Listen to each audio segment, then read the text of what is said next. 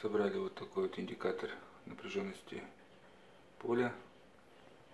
Посмотрим, как распространяется СЧ излучение за пределами микроволновки.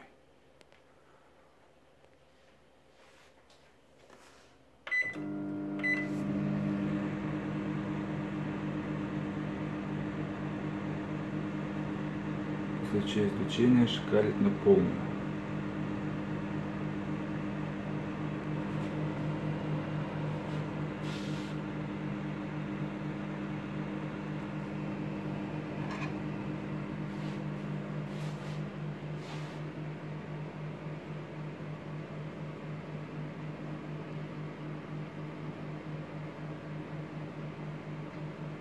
Даже на расстоянии 1 метра фиксирует СЧ излучение.